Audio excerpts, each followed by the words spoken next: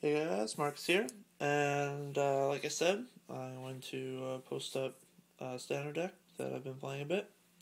It's a green-white quest. Basically, it's just a quest for the Holy Relic, which is obviously this card. If you don't know what it does, whenever you play a creature spell, whenever you cast a creature spell, sorry, you may put a quest counter on Quest to the Holy Relic. You remove 5 counters, sacrifice it, search your deck library for an equipment card, put it onto the battlefield, and attach it to a creature. So basically what it tries to do is play a bunch of creatures and then search out Argentum Armor and equip it to, I don't know, any creature and attack. It can go off on turn 2, which is pretty sick. Well, actually, I guess technically it can go off turn 1, which is kind of ridiculous, but basically it can go off turn 2, usually around turn 3 or 4, usually it gets off. But I'm going to quickly go over the deck.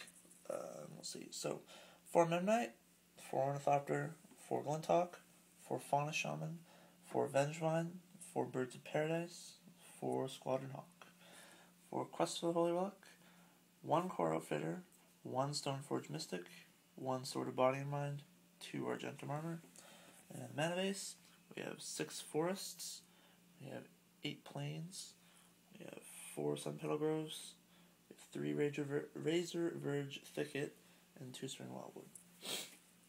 So, a couple of things about the deck that is a little different from the mono white quest version, which you've probably seen before if you know the deck at all. Obviously, it plays green for the Fauna Shamans, the Vengevines, and Birds of Paradise, and of course sideboard cards. But basically, just Fauna Shaman and Vengevine are the main key things. Because with the mono white quest deck, what I found was it has you either just get Quest of the Holy Relic and go off and win, or you just do nothing. You just play like Core Outfitters all game, which is just the worst. So I like the green version because it has at least a little bit of late game and a little bit of versatility with Fauna Shaman and Vengevine.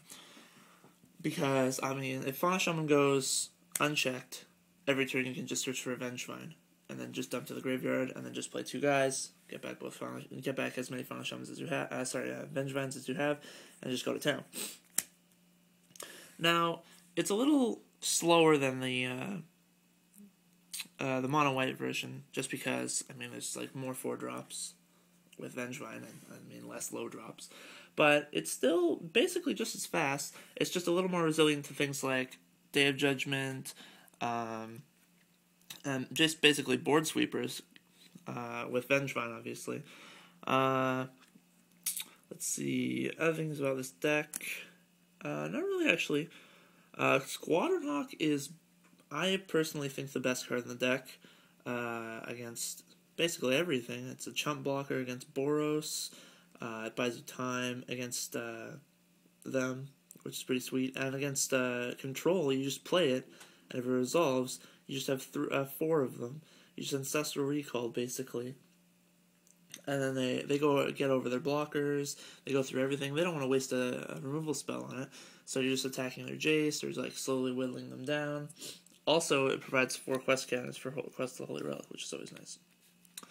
So that's about it for the main deck. I'm going to go over the sideboard I have right now. The sideboard's a little bit in progress, but it's not too bad.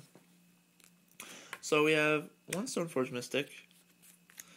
We have 1, 2, 3 Obstinate Bailoffs.